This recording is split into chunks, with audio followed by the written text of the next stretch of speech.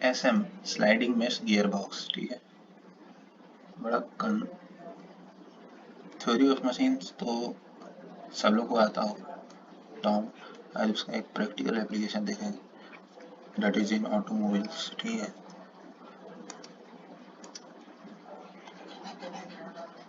देखो गियर क्या है कि गियर जो होते हैं, gear box, it is an essential part of power transmission system. अब ये पावर जनरेट कहाँ होता है, इंटरनल कंबशन इंजन से हमको पावर मिल जाता है, ठीक है। पर ये पावर हम लोग को डायरेक्टली यूज नहीं करने लायक है, ठीक है। डायरेक्टली हम चक्कों पे ये पावर नहीं ले सकते, स्पेशली ड्यूरिंग स्टार्टिंग टाइम। हमारा रिक्वायरमेंट अलग होता है ना, स्टार्ट के समय हमको टॉर्क ज़्यादा चाहिए, ठीक है। जब हम चढ़ान चढ़ रहे हैं, ठीक है, मान लो अप स्लोप हिल्स पे जा रहे हैं, ठीक है, तो मेरा गाड़ी वो टॉर्क का रिक्वायरमेंट है, ना कि स्पीड का। सिमिलरली हाईवे पे अलग रिक्वायरमेंट है, ठीक है। तो every time we have different requirements, and the itself engine is not sufficient to fulfill that requirement, ठीक है। तो मेरे को एक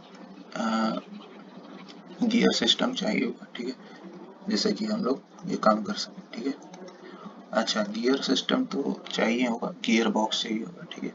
गियर बॉक्स से कहाँ जाता है, प्रोपेलर शाफ्ट के थ्रू होके डिफरेंशियल के साथ होते हुए हमारा चक्कों पे चला जाता है, ठीक है। अच्छा, बीच में एक असेंबली और लगता है जिसका नाम है क्लच। क्लच अगर नहीं यूज होता तो क्या होता, मान लो, देखो अभी आगे समझ में आ जाएगा चीज, ठीक है। कहते हैं ना कि हमेशा गियर चेंज करते समय क्लच पैडल प्रेस जरूर करना। उसका लॉजिक क्या है वो यहाँ पे पता लगेगा, ठीक है। देखो बेसिकली गियर का यही काम है, गियर बॉक्स का। कभी टॉर्क ज्यादा तो स्पीड कम, स्पीड ज्यादा तो टॉर्क कम, टॉर्क ज्यादा स्पीड कम, स्पीड ज्यादा तो टॉर्क कम, तराजू की तरह तौल होते रहते हैं, ठीक है। ये क्वांटिटी ज्यादा, ये कम, ओवरऑल मेरा पावर जो है torque into omega, this term is constant, ठीक है। When the vehicle is in stationary position it requires more torque। इसमें कौन सा बड़ा बात है, जब हम न्यूट्रल पे खड़े हैं, जब भी स्टेशनरी पे हमको स्टार्ट करने के लिए स्पीड थोड़ी चाहिए, स्पीड टॉर्क ज्यादा चाहिए उसमें, ठीक है। और ये टॉर्क और स्पीड का जो खेल है वो गियर ट्रेन्स की सहायता से पूरा हो जाता है। थ्योरी ऑफ मशीन में अगर गियर ट्रेन पढ़े होगे तो कंपाउंड गियर ट्रेन यूज होता है यहाँ पे, ठीक है। हालांकि एपीसाइक्लिक गियर ट्रेन भी यूज होता है पर वो मैनुअल ट्रांसमिशन सिस्टम में यूज नहीं होता है, वो ऑटोमेटिक ट्रांसमिशन सिस्टम में यूज होता है, ठीक है।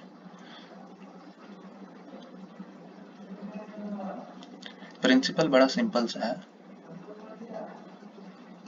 कि छोटा गियर जब बड़े गियर को ड्राइव करता है, omega one by omega two क्या होता है, R two by R one, ठीक है। Omega one is greater than omega two by, because R two is very much greater than R one, ठीक है।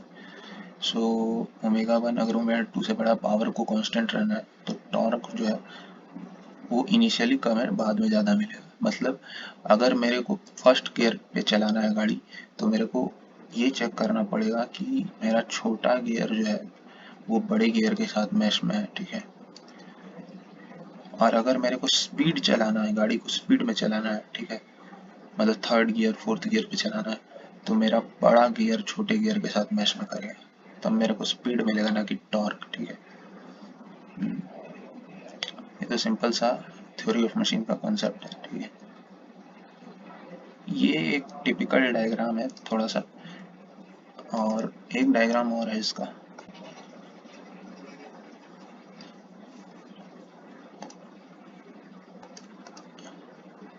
टिपिकल डायग्राम ये थोड़ा आसान डायग्राम है, ठीक है। चलो पहले इसी में देख लेते हैं, ठीक है, उसमें भी देख लेंगे। देखो इसमें दो शाफ्ट्स लगे हुए हैं, ठीक है। ये इंजन शाफ्ट है, ठीक है। इसको क्लच शाफ्ट भी कहते हैं। यहाँ पे देखो, यहाँ पे, यहाँ से ज्यादा समझ में आएगा, बाद में उसको देख लेंगे, ठीक है। इसको क्लच शाफ्ट भी कहते हैं, ठीक है। ये क्लच गियर है, ठीक है। ये डॉग टीथ है, ठीक है। देखो डॉग टीथ और डॉग क्लच में कंफ्यूज मत होना, ठीक है।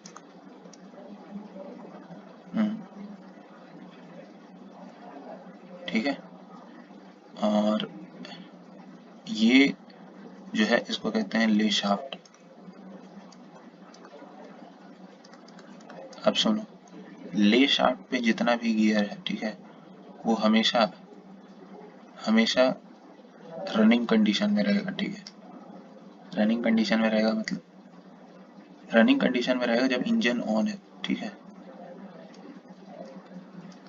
अब इंजन ही ऑफ कर देंगे तो ठीक है ना। या क्लच को डिसमेंटल नहीं करना, क्लच को हटाना नहीं, तब ले शाफ्ट के गियर्स का स्पीड कम हो जाएगा या रुक जाएगा, ठीक है।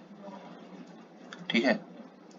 इसीलिए तो कहा जाता है गाड़ी कभी चलाएं अगर गियर चेंज करना, पहले बात तो गियर चेंजिंग मैकेनिज्म तो देख लें। ये है आउटपुट शाफ्ट, यहीं से जाता है मेरा पावर जो है व्हील्स तक जाता है, ठीक है। व्हील्स तक नहीं, प्रोपेलर शाफ्ट फिर डिफरेंशियल फिर व्हील्स, ठीक है। अब देखो, हमने कहा था कि भाई फर्स्ट गियर के लिए बड़ा सा गियर छोटे गियर के साथ मैच में करना चाहिए, ठीक है। नहीं नहीं, छोटा गियर बड़े गियर के साथ मैच करना चाहिए, ठीक है। तो सबसे छोटा गियर कौन सा है, ये वाला, ठीक है, कंपैरेटिवली, ठीक है। तो ये तो फिक्स है यहाँ पे, ये हिल नहीं सकता है। इस शाफ्ट पे स्प्लाइंस कटा हुआ है, स्प्लाइंस स्प्लाइंस मतलब कि इसके इसमें ग्रूव्स कटा हुआ है, ग्रूव्स के थ्रू यहाँ फॉर्क मैकेनिज्म होता है जो ड्राइवर के केबिन में चला जाता है। इसको ऐसे देता है, ऐसे प्रेस करेगा तो ये इधर स्लाइड होगा, ठीक है, और ये यहाँ पे आ जाएगा, ठीक है। थोड़ा सा और बड़ा बनाना चाहिए था इसको या इसको, ठीक है। ये इसके साथ मैशिंग करने लग जाएगा, ठीक है। और मैशिंग करने लगेगा तो फर्स्ट गियर मिल जाएगा मेरे को, ठीक है, समझ गए। ये इसके साथ मैश करने लगेगा तो पावर का फ्लो कैसे होगा, ये यहाँ से पावर आएगा, ठीक है, ये यहाँ जाएगा ले शाफ्ट से होते हुए, ये आउटपुट शाफ्ट होते होते होते यहाँ से डिफरेंशियल फिर व्हील्स, ठीक है, प्रोपेलर शाफ्ट से डिफरेंशियल फिर व्हील्स, ठीक है। अगर मान लो ये तो फर्स्ट गियर का कहानी है, सेकंड गियर लगाना है, इसमें और गियर्स होने चाहिए, 2-3 गियर होना चाहिए। पुराना गियर सिस्टम है ना, स्लाइडिंग मैश गियर बॉक्स पुराना गियर सिस्टम है, अब यूज में नहीं लिया जाता है, ठीक है, कम लिया जाता है, ठीक है। अब अब मान लो इसको इसको इसके साथ एंगेज करना है। अब बड़ा गियर है, बड़ा गियर छोटे गियर के साथ मैश करेगा तो मेरे को स्पीड ज़्यादा मिलेगा, ठीक है। यानी सेकंड गियर में नहीं, थर्ड गियर में एक दो गियर और दिखाना चाहिए था इस डायग्राम में, जो कि यहाँ नहीं, ऊपर वाले में अच्छे देती है, ठीक। तो मेरे को अगर थर्ड गियर चाहिए, सपोज थर्ड गियर, तो यही ड्राइवर, ठीक है, ये फॉर्क मैकेनिज्म से जुड़ा रहता है सब, ठीक। वो केबिन में लगा रहता है, ड्राइवर क्या करेगा, इसको स्लाइड करा के इसके साथ मैशिंग में ले आएगा। तो बड़ा गियर जब छोटे गियर के साथ मैश कर रहा है तो मेरे को हाई स्पीड मिलेगा। देखो ऊपर देख लो भैया, स्पीड ज़्यादा मिलता है, ठीक है। हम्म। अगर तुमको अपने गाड़ी को रिवर्स गियर में चलाना है, ठीक है, तो अच्छा, अगर मान लो कि मेरा जो है अभी कोई गियर मैश में नहीं है, क्लच डिसमेंटल नहीं किए, मतलब क्लच अभी हटाया नहीं है, ठीक है, तो मेरा पावर का फ्लो ऐसे होगा, ठीक है। मतलब no gear of output shaft is meshing with lay shaft, ठीक है। तो ऊपर कोई पावर जाएगा ही नहीं, ऊपर पावर जाएगा ही नहीं, तो चक्कों को कोई पावर नहीं मिलेगा। चक्कों को पावर नहीं मिलेगा मतलब यही कंडीशन होता है न्यूट्रल। न्यूट्रल, अच्छा, ये कौन सा गियर है, ये टॉप गियर है, ठीक है। मान लो मेरे को इंजन का स्पीड पे चलना है, ठीक है, तो हम अपने स्लाइडिंग, एक मिनट सॉरी, ये तो टॉप गियर है, सॉरी एक गियर बोले तो इसमें गियर का कमी लग रहा है। इसके साथ एक मैश में लगा दूँ तो ये थर्ड गियर मिल जाता, मान लेते हैं ये फोर्थ गियर है, ठीक है। ये यहाँ चला गया, ये वाला है, ये जब इसके साथ मैश में आ जाएगा ये दोनों आपस में कनेक्ट हो जाएंगे, डॉग टीथ जाके इसको पकड़ लेगा, ठीक है, जकड़ लेगा एक दूसरे, तो जो है मेरे को टॉप गियर मिल जाएगा, ठीक है, जो इंजन के आरपीएम से रोटेट करेगा, ठीक है। अब सपोज कीजिए कि मेरे को रिवर्स गियर चाहिए, तो रिवर्स गियर कैसे मिलेगा, ये यहाँ से, ठीक है। मान लो मेरा जो है क्लच शाफ्ट क्लॉकवाइज रोटेट कर रहा है, ठीक है, तो ये ले शाफ्ट कैसे रोटेट करेगा, एंटी क्लॉकवाइज। कैसे, सिंपल सा बात है ना, ये ऐसे घूमेगा तो ये ऐसे घूमेगा, ठीक है, तभी तो इस पॉइंट का वेलोसिटी 0 होगा, नो स्लिपिंग। तो ये क्लॉकवाइज तो ये एंटी क्लॉकवाइज, ठीक है। अब मान लो ये इसके साथ इंगेज है, ठीक है, एंटी क्लॉकवाइज, तो अभी इसके साथ मैच में है, तो मेरे को clockwise anti clockwise anti clockwise फिर क्लॉकवाइज, यानी फाइनल मेरे को चक्कू पे पावर जो है क्लॉकवाइज मिलेगा, समझे।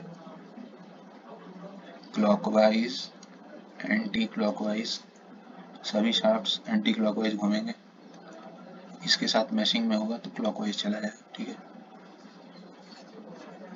अब सुनो, अब इसमें अगर मेरे को रिवर्स लेना होता है, जैसे कि कार्स वगैरह में रिवर्स गियर रहता है, ठीक है, मोटरसाइकिल में तो नहीं रहता है, ठीक है, ट्रैक्टर नहीं, इवन बस वगैरह में जो हेवी ड्यूटी व्हीकल्स होता है वो सब में रहता है, सब में रहता है, लाइट ड्यूटी में भी रहता है, ठीक है। तो हम इस गियर को इसके साथ मैश करा देंगे,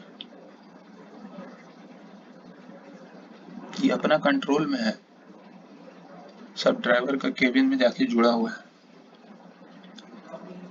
अब सोचो ये क्लॉकवाइज घूम रहा था, ये एंटी क्लॉकवाइज घूमेगा, ठीक, ये भी एंटी क्लॉकवाइज घूमेगा, बीच में एक आइडलर गियर लग गया तो ये क्लॉकवाइज घूमेगा, फिर ये कैसा घूमेगा, एंटी क्लॉकवाइज। इंजन का शाफ्ट जो क्लच शाफ्ट क्लॉकवाइज, आउटपुट मिल रहा है एंटी क्लॉकवाइज। रिवर्स पहले क्या था, clockwise anti clockwise anti clockwise clockwise clockwise clock anti clockwise anti clockwise, ये आइडलर गियर क्लॉकवाइज करेगा, और फिर उसके बाद जो शाफ्ट जो गियर इसे जुड़ा हुआ है, ठीक है, वो घूमेगा क्लॉकवाइज एंटी क्लॉकवाइज, ठीक है, ठीक है, समझे। तो कुछ लोग जो कहते थे ये सिंपल गियर ट्रेन का कोई इंपॉर्टेंस नहीं है देखो सिंपल गियर ट्रेन क्या होता था, मॉड्यूल बड़ा बड़ा रहता, उसमें रिक्वायरमेंट क्या होता है, सिर्फ M1 M2 M3 मॉड्यूल तीनों का सेम रहना चाहिए था, ठीक है। मॉड्यूल सेम रहना इस मतलब 3 गियर ऐसा ढूंढो जिसका मॉड्यूल सेम, ये थोड़ा टिपिकल टास्क है, ठीक है। मेरे को पूरा बाजार छानना पड़ेगा तब जाकर के ऐसा 3 गियर का पेयर मिलेगा, ठीक है। लेकिन अगर सोचो कि सिंपल गियर ट्रेन ही ना हो तो रिवर्स गियर कभी लग ही नहीं पाएगा, ठीक है। so we can play with the directions using reverse using simple gear train, ठीक है। अगर हम ऑड नंबर में ले रहे हैं तो मेरे को सेम डायरेक्शन मिल जाएगा, क्लॉकवाइज एंटी क्लॉकवाइज क्लॉकवाइज, ठीक है। इवन नंबर में अपोजिट डायरेक्शन मिल जाएगा। तो ये इंपॉर्टेंस है, सिंपल गियर ट्रेन का भी इंपॉर्टेंस है, ठीक है, ऐसा नहीं है कि नहीं। हाँ, एपी साइक्लिक तो बेस्ट है ही, ठीक है। अच्छा रहा बात क्लच क्यों प्रेस करना पड़ता है, फादर लोग जो भी लोग नए लोग जब गाड़ी सीखते हैं तो उनको बताया जाता है कि क्लच पहले प्रेस कीजिए फिर उसके बाद गियर सिस्टम गियर चेंज कीजिए। मान लो तुमको जो है इसको ऊपर वाला डायग्राम आप करते हैं, ये तो समझ में आ गया होगा। देखो ये अच्छा डायग्राम है, इसमें देखो ये है लेयर शाफ्ट, ठीक है, ये इंजन का गियर का केस है, ठीक है। गियर केस का भी मैन्युफैक्चरिंग प्रोसेस में बनता है ये, ठीक है। कोई ऑटोमोटिव कंपनी से अगर आपने वीटी वगैरह किया है, ठीक है, इंडस्ट्रियल ट्रेनिंग तो आपको पता होगा, ठीक है। ये डॉग टीथ है यहाँ पे, ठीक है, ये जब इसको पकड़ लेगा तो टॉप गियर में लगेगा, ठीक है। ये जो ब्लू ब्लू दिख रहा है ग्रीन ग्रीन दिख रहा है ये स्प्लाइंस लगा हुआ है, ठीक है। स्प्लाइंस के ऊपर गियर जो है स्लाइड कर सकता है, ठीक है। अब सपोज करो मेरे को इस गियर को इसके साथ एंगेज करना है, तो कर दो। ड्राइवर साहब क्या करेंगे, गाड़ी को मतलब गियर को इधर लेंगे, ठीक है। तो ये इसके साथ मैश में आ जाएगा, ठीक है। उसी तरह इसको किसी और के साथ मैच में लेना है, इसके साथ लेना, इसको पीछे करो। लेकिन जब गियर चेंज कर रहे हैं, स्प्लाइंस का यही काम है बस, गियर चेंज करना स्मूथली, क्योंकि ग्रूव्स कटा रहता है ना, उसमें वो स्लाइड कर सकता है। ये वाला कभी स्लाइड नहीं करेगा, ठीक है, नेवर स्लाइड। पर ये स्लाइड कर रहा है, क्लच शाफ्ट है ये रिजिडली फिक्स है, ठीक है। आगे आगे देखेंगे कांस्टेंट मैश गियर बॉक्स, उसमें तो हमेशा ही मैशिंग में रहता है, ठीक है। खैर वो अलग बात है। ये स्प्लाइंस के ऊपर स्लाइड कर सकता है क्योंकि यहाँ एक मैकेनिज्म कनेक्टेड है, ठीक है, लिंक कनेक्टेड है, ठीक है, नॉट मैकेनिज्म बट लिंक, जो इसके साथ पेयर में ला सकता है इसको, ठीक है। लेकिन जब भी हम गियर चेंज कर रहे हैं तो हमको अपने पैर को क्लच के ऊपर रखना पड़ेगा। क्यों? वाई? इसलिए क्योंकि मान लो जैसे तुम इस क्लच को इसके साथ एंगेज करना चाहते हो, तो ये क्लच अभी मान लो टॉप गियर पे चल रहा था, या जो भी गियर जिस भी गियर पे चल रहा था, ठीक है, सेकंड गियर पे चल रहा था, थर्ड फोर्थ गियर पे चल रहा था मान लेते हैं, ठीक है। और हमको फर्स्ट गियर लगाना है, मान लो हमारा फोर्थ गियर था और हमको फर्स्ट गियर लगाना है, और हम जो है कुछ ध्यान नहीं दिए, डायरेक्टली यार यहाँ से लिए और फर्स्ट गियर को स्लाइड कर दिए, ठीक है, बिना क्लच पैडल बिना दबाए हम लोग फर्स्ट गियर को स्लाइड कर दिए, ठीक है। तो अभी जो कार जो फोर्थ गियर पे चल रहा था, गाड़ी जो फोर्थ गियर पे चल रहा था, उसके कारण इस ले शाफ्ट का वेलोसिटी काफी ज्यादा था, ठीक है ना। ले शाफ्ट का वेलोसिटी काफी ज्यादा है, और अचानक से कोई गियर, फर्स्ट गियर, ठीक है, फर्स्ट गियर मान लो,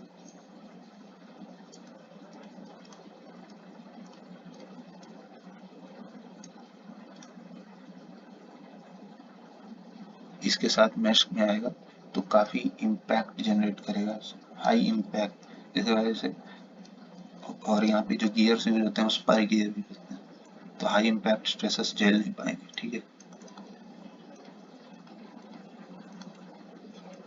ठीक है। तो इसलिए हम लोग क्लच दबाते हैं ताकि थोड़ी देर के लिए इंजन का पावर इसको ना मिले, ठीक है, ले शाफ्ट को इंजन का पावर ना मिले ताकि इसका स्पीड थोड़ा कम हो, ठीक है। Clutch is a basically temporary joint which is between the transmission system and engine power, engine का पावर और ट्रांसमिशन सिस्टम के बीच का एक टेम्पररी अरेंजमेंट है, जो मतलब परमानेंट नहीं है, टेम्पररी ज्वाइंट है, डिसंगेज एंगेज होते रहता है, ठीक है। रहा बात ये गियर का, ये सबसे बेकार गियर है, ठीक है, गियर बॉक्स है। क्यों? क्योंकि इसमें जो है डिफेंस में इसको यूज नहीं कर सकते हैं, कहीं पे भी ऐसा एप्लीकेशन जहाँ पे हमको, अब मान लो डिफेंस में इसको यूज कर रहे हैं, कर्नल साहब बोल रहे हैं कि पीछे लीजिए, टैंकर को पीछे लीजिए, अब पता चला गियर फंस गया, कहते हैं ना गियर फंस रहा है। अब कर्नल साहब, कर्नल नहीं, जो भी कमांड देने वाला एक बंदा ऊपर बैठा रहता है, बोल रहा है पीछे लो, और गियर फंसा पड़ा है, गए, सामने वाला मार के चल गया, ठीक है। तो एपीसाइक्लिक गियर ट्रेन का इजाद यहीं से हुआ था, ठीक है, एपीसाइक्लिक गियर ट्रेन का इजाद यहाँ से हुआ था, इस सोच से कि हमको ये स्लाइडिंग में स्पेस अच्छा नहीं लग रहा है हमेशा, क्योंकि एक तो स्पर गियर है, खड़खड़ करेगा, आवाज करता है काफी ज्यादा, जब भी गियर मैच करता है, खास करके जब क्लच पेडल नहीं दबाओगे तो और भी ज्यादा आवाज करेगा, ठीक है। कुछ लोग ये आवाज महसूस भी किए होंगे स्कूटर में, ठीक है, स्कूटर नॉट स्कूटी, क्योंकि यहाँ पे गियरलेस सिस्टम है जिसको कि सीवीटी कहते हैं, ठीक है।